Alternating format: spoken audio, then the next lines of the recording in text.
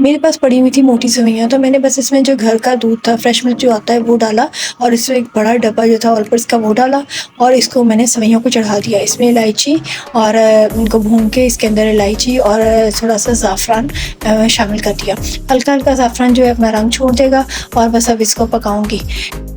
इसमें क्योंकि क्रीम डालनी थी मैंने थिक करने के लिए, तो मेरे पास वो पैकेट मंगवाया हुआ था मैंने और हमने बस इसके अंदर क्रीम ऐड कर दी। थोड़ी-सी हमने बचा ली थी क्योंकि बच्चे ज़ाहिर बात है क्रीम घर में आए ना तो बस वो कहते हैं कि क्रीम के हांडी में या डिज़र्ट में तो डले ना, वो हमें मिल जाए। ख़ैर ये क्रीम यहाँ पे थोड़ी-सी मैंने बचा दी थी और छोटी को दे दी थी, बहुत शौक से वो खाती है। ख़ैर एक चीज़ हेल्दी भी है ये और मैं इसलिए फिर मना नहीं करती हूँ। तो ख़ैर यहाँ पे जो है ये अच्छी खासी थिक हो गई थी और काफ़ी देखें साइड से दूध इसका काफ़ी नीचे हो गया गाढ़ा हो के पक के। दूसरी तरफ मैंने चूल्हे पे एक बड़े से पतीले के अंदर चढ़ाई हुई थी बोंग थी इसके साथ और हड्डियाँ होती हैं। फिर ज़ाहिर बात है इसको स्टेयर करना थोड़ा सा मुश्किल हो जाता है, फ्राई करना, तो फिर इसको इससे काफ़ी बड़े पतीले में इसको चढ़ाया हुआ था और इसकी भुनाई हो रही थी मसाले वगैरह डाल के। और बस सुबह नाश्ते के लिए ये बना लेंगे और इसके बाद जी सुबह निहारी, लेकिन ये निहारी वो बन रही थी शोरबे वाली, क्योंकि ज़्यादातर बच्चे जो हैं वो वाली आटे वाली निहारी पसंद करते हैं, इंस्टेंट निहारी जो होती है शान वालों की या नेशनल वालों की, लेकिन ये बन रही थी शोरबे वाली। इसका एक अपना मज़ा है और अलग से टेस्ट है। अकॉर्डिंग टू टेस्ट देख लें आपने कि चीनी कितनी ऐड करनी है। खैर मैंने यहाँ भी चीनी डाल दी और चीनी डालने के बाद आपको मज़ीद थोड़ा सा पकाना है चंद मिनट, क्योंकि चीनी ने अपना पानी छोड़ना है। अब इसको मैंने रूम टेम्परेचर पे ठंडा करने रख दिया था, तो मैंने कहा इसको डिशेज़ में जल्दी जल्दी सेट कर लेती हूँ, क्योंकि ज़ाहिर बात है फिर जब ये सेट हो जाएंगी तो इनके ऊपर हल्की सी मलाई जो है वो आ जाएगी। और मैंने अभी यहाँ पे बादाम वगैरह जो भी थे वो मंगवाने थे, घर में से मेरे पास किशमिश पड़ी हुई थी और गिरी पड़ी हुई थी, तो मैं कोकोनट और बादाम और किशमिश इन तीनों को डालना चाह रही थी।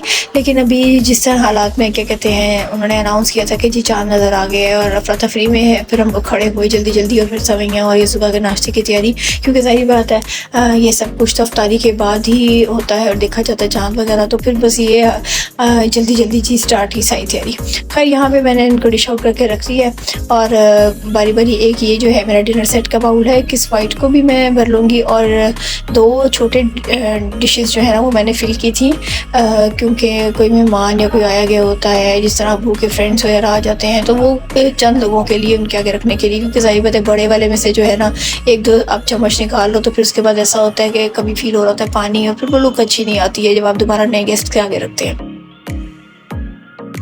और माशाल्लाह से हमारे जो यहाँ मुफ्ती साहब हैं, मौलाना साहब हैं, उन लोगों ने जब चाँद देखने खड़े हुए हैं तो उन्हें लाहौर में तो चाँद नज़र आया नहीं है। उसके बाद काफ़ी देर बाद मेरे ख्याल में घंटे, डेढ़ घंटे, 2 घंटे के बाद जो है अनाउंसमेंट हुई है टीवी पे कि जी चाँद नज़र आ गया फ़लानी जगह पे, इस्लामाबाद में या पिंडी में या मरी में, इधर उधर कहाँ पे। तो वहाँ पे जी फिर वो शवाहिद इकट्ठे करके जी तो इन्होंने ईद अनाउंस कर दी। इस तरह से एक दफ़ा पहले भी हुआ था, आई थिंक लास्ट ईयर हुआ था कि बस जल्दी फिर उसके ज़ाहिर बात है इफ्तारी का टाइम होता है मगरिब का, उसके बाद से आपको बस इशा की अज़ान होती है, वो भी आपको इतना ज़्यादा कोई टाइम नहीं होता, टाइम पीरियड नहीं होता उसके अंदर, क्या अज़ान आगे पीछे हो रही होती है ऐसे लग रहा होता है। तो यहाँ पे बस देखिए मैं डाल रही थी, एक हाथ से मैंने कैमरे को पकड़ा हुआ था और मैं ये बचता है बस बच गया, वरना ये गया था सारा टेबल पे फैलने वाला था। खैर यहाँ पे मैंने एक हाथ से डाल लिया और ये थोड़ा सा मैंने बचा लिया था क्योंकि ये बिल्कुल ओवरफ्लो हो जाता बाउल और बाकी सब जो है वो बाकियों को फिल करते करते इनके ऊपर हल्की हल्की बलाई आ गई हुई थी। तो मैंने जी यहाँ पे इसको ये देखें आपको उंगली पर उठा के दिखाया कि ये कितना थिक बना हुआ है कि ये नीचे बह नहीं रहा। खैर ये सब डिशेस मेरी हो गई थी। यहाँ पे इनको मैं हल्का सा जाली वाला कपड़ा डाल के इनको ठंडा करने रख दूँगी और इसके बाद इनको क्लिंग रैप से लगा के इनको अंदर रख दूँगी फ्रिज में, जब तक नॉर्मल टेम्परेचर पे आती हैं तब तक। ड्राई फ्रूट्स जो भी थे वो मैंने अभी कलेक्ट करने थे, कुछ बाज़ार से आने थे, कुछ घर में पड़े हुए थे, उनको काटना था और जी काट के फिर उसके बाद डालना था। तो मैंने कहा चलें इसको एंड में जो है ना ऊपर गार्निश कर देंगे और फिर मतलब जिस दिन सर्व करना होगा काट के रख लेंगे तो उस दिन गार्निश कर देंगे। खैर यहाँ पे जी आज चांद रात थी, तो चांद रात वाले दिन ना बच्चों ने डिसाइड किया हुआ था, माशाल्लाह मेरे दोनों बड़े बच्चे जो हैं फातिमा और मूसा दोनों ने डिसाइड किया हुआ था कि नेबर से जो है ना हमारे फ्रेंड्स आएंगे और हमने चांद रात जो है छत पे मनानी है। और जी वो छत पे मनाने के लिए बस बहुत ज़्यादा एक्साइटेड, कभी वो छत पे भाग रहे हैं, कभी वो नीचे टीवी में और रूम में। फिर उसके बाद क्योंकि मेहंदी भी उन्होंने लगवानी थी तो वो बस यही सिलसिला चल रहा था और मैं यहाँ पे सोच रही थी कि जल्द से जल्द काम से फारिग हूँ और फिर बच्चियों को पकड़ के मेहंदी लगाऊँ। ये ईद के जो चाँद रात के काम है ना बस ये तो जूं के तूं चलते हैं और उसके बाद हल्की फुल्की सफाई, ईद के कपड़े निकालने होते हैं, प्रेस करना होता है। तो समझे माएँ तो मोस्टली जो है ना शायद सोती ही नहीं है, ये बिल्कुल लास्ट मोमेंट पे सुबह फजर के टाइम सोती हैं जाके। यहाँ पे बस मैं अभी क्लिंग रैप लगा दूँगी और इनको फ्रिज में रखूँगी। फ्रिज में रखने के लिए ना मुझे मसला ये आ रहा था कि सही बात है इसके नीचे ऐसी क्या चीज़ उसके ऊपर रखूँ जिससे अच्छे से ना ये कवर भी हो जाए और इसके अंदर दूसरा वाला जो है ना बाउल वो मतलब ओवरलैप ना कर जाए, बिल्कुल अंदर दब ना जाए, जिससे इसका सारा जो है ना वो ख़राब हो जाएगा। इसके साथ साथ अब आ जाते हैं जी दूसरी तरफ। यहाँ पे हमने चिकन का रोस्ट लेग पीस लेकर आए हुए थे आमिर, और इनको कट्स लगवाए हुए थे। इसको मैंने धो के क्लीन कर लिया हुआ था और इसको अच्छे से नमक और सिरके के अंदर पानी में भिगो के रखा हुआ था ताकि इसका एक्स्ट्रा जो सारा ब्लड है वो निकल जाए। इसको ड्रेन करने के लिए रख दिया था और जितना भी एक्सेसिव इसका पानी था देखिए बिल्कुल भी ख़त्म हो चुका हुआ है, ड्राई होने रख दिया था। अब इसके बाद इसके अंदर इसका मसाला स्टार्ट कर देंगे। ये देखें जी, यहाँ पे मैंने आपको बताया था ना, ये मैंने पिज़्ज़ा पैन पकड़ा है अपना और ये इसके ऊपर एक बाउल के रख दिए ताकि नीचे जो है खीर वाला बाउल वो और दूसरा ऊपर वाला जो है ना आपस में एकदम में उलझ ना जाए, तो यूँ बिल्कुल ठीक रहेंगे और ठंडे भी होते रहेंगे सारी रात। अच्छा जी, हमने यहाँ पे साथ साथ आलू काटने की तैयारी कर दी थी क्योंकि रोज़ के साथ आलू बहुत अच्छे लगते हैं। और यहाँ पे मेरे हस्बैंड कह रहे थे कि ये फ्राई करके ना बड़े अच्छे बनेंगे, इनके गोल्डन कलर और लुक जो है पहले से अच्छी सी आ जाएगी और ये टूटेंगे भी नहीं। और दूसरा बाकी हाफ डन तो इसके अंदर हो जाएंगी, इतना मतलब शैलो फ्राई किया था, डीप फ्राई नहीं था, लेकिन हाफ डन हो जाएगा यहाँ पे और बाकी का जो है वो कुक हो जाएगा पतीले में। अगर आप चाहें तो इसको ओवन में भी रख सकते हैं, नहीं तो आप इसको पतीले में भी कुक कर सकते हैं। मैंने डिशेस तैयार की थी ओवन के लिए, लेकिन मीनवाइल ऐसा हुआ कि फिर जी एक जो है डिश वो ओवन में तैयार हुई और एक पतीले पे। Coming back to the recipe. अच्छा जी, ये हमने इसकी मैरिनेशन स्टार्ट कर दी थी। लीमू का रस निचोड़ लिया 3 से 4 लीमुओं का, और इसके अंदर ये पूरा एक क्रीम का पैकेट बाकी जो मैंने बचा के रखा हुआ था वो इसके अंदर डाल दिया, और शान टिक्का मसाला मेरे पास पड़ा हुआ था वो डाला और इसके अंदर दही ऐड कर दिया। अब इसको अच्छे से मिक्स कर देंगे। अच्छा, इसके अंदर ना आमिर कह रहे थे कि मैं ना चीज़ भी क्रश करके डालूंगा, वो बड़े मज़े का ना एक डिफरेंट सा टेक्स्चर आएगा और टेंडर और सॉफ्ट रहेंगे। चिकन क्योंकि ज़्यादा था और इसके अंदर फिर बाकी के जो है ना मसाले वो भी फिर हमने ऐड कर लिए और इसको बाकी को अच्छे से मिक्स करके तो इसको जो है ऑल ओवर द चिकन पे लगा लेंगे। खैर डिशेज़ अगर मैं चाहती तो मैं इसको ओवरनाइट जो है वो भी रख सकती थी और सुबह मैं इनको डिशेज़ को जो है मतलब ओवन में रख देती या पतीले में कुक होने के लिए, ताकि जो भी है इसके अंदर अच्छे से रच बस जाए मसाला। क्योंकि चिकन रोस्ट वही वाला अच्छा लगता है जो कि इसके अंदर ना मसाला खूब अच्छे से जा चुका, उसका टेस्ट फ्लेवर फिर ही वो अच्छे से इन्हांस होता है और उसी रोस्ट का खाने का मज़ा आता है।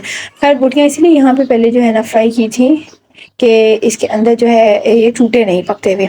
इसमें जिंजर गार्लिक पेस्ट डाल लिया और इसको अच्छे से मिक्स कर लिया। और अब यहाँ पे जो है ना जो चिप्स मोटे मोटे काटे थे उनको हल्का सा शैलो फ्राई कर लिया, क्योंकि उन्होंने भी ओवन के अंदर कुक हो जाना था। ये 2 डिशेस मैंने यहाँ पे रेडी की थी और इन दोनों के अंदर मैंने जो है ये सारा जो मैरिनेशन बनाई थी वो इनके ऊपर स्प्रेड कर देनी थी। यहाँ पे थोड़ी सी जब हमने डाल ली ना तो याद आया कि हो मुझे याद करवाना था, मैंने तो डालना था इसमें चीज़ डालनी थी और जी वो बिल्कुल भी हम भूल गए। खैर फिर यहाँ पे मैंने इनको चीज़ फ्रीज़र से निकाल के दी तो इन्होंने जो है ना पीलर से श्रेड करके इसके अंदर डाल दी और इसको अच्छे से मिक्स कर दिया। अभी क्योंकि देखिए बिल्कुल एक आपको इतना बड़ा बल्क सा नज़र आ रहा है चीज़ का, तो ये बिल्कुल फ्रोज़न है और जब ये इसके अंदर जाएगी ना तो ये थोड़ी सी रूम टेम्परेचर पे आके खुद ब खुद से मेल्ट हो जाएगी और इससे एक बड़ा मज़े का ना टेक्स्चर चीज़ी सा भी आएगा और इसके सॉफ्टनेस को भी इन्हांस करेगा। खैर यहाँ पे इसको अच्छे से आप हाथ से ईजीली लगा सकते हैं तो हाथ से लगा लें, नहीं तो आप इसको ग्लव्स पहन के लगा लें, जैसे भी आपको कंफर्टेबल रहता है। ये दोनों डिशेस देखें अब हमने मैरिनेट करके रख दी हैं और इन दोनों को जो है प्री हीट ओवन करने रख दिया था ताकि इसको 150 डिग्री फ़ारेनहाइट पे प्री हीट करने रखा था। हल्का सा इसके अंदर ऑयल डाल देंगे एंड में ताकि जो है जो भी मसाला है वो नीचे बर्न ना हो।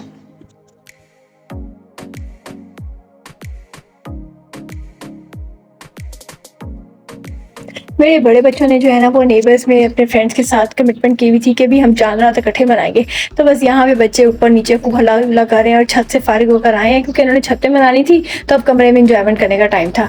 और मैं यहाँ पे तकरीबन फारिग हो गई थी तो मैं सबसे पहला बच्चा पकड़ के मेहंदी लगाने बैठ गई। ये देखें जी टाइम यहाँ पे सुबह का तकरीबन हो चुका हुआ है और यहाँ पे अभी तक जो है ना कटिंग की दुकान खुली हुई है। अब मुझे नहीं समझ लगती कि लास्ट मोमेंट में लोग कटिंग कराने क्यों आते हैं यार, आप 1 दिन 2 दिन पहले आप कटिंग करवा के रख लो। खैर पता नहीं, कुछ लोगों को शायद चांद रात पे बाहर सारा दिन सारी रात मतलब रहने का वही मज़ा आता है, लेकिन शुक्र है हम तो ऐसे काम नहीं करते हैं, सारे काम जो है ना पहले से करके रखे होते हैं। बिल्कुल ये लास्ट मोमेंट वाला काम जो होता है ना ये असल बसल का होता है, इसमें काफ़ी चीज़ें आप भूल जाते हैं। अगर शॉपिंग करनी है तो उसमें भी अभी काफ़ी चीज़ें मिस हो जाती हैं।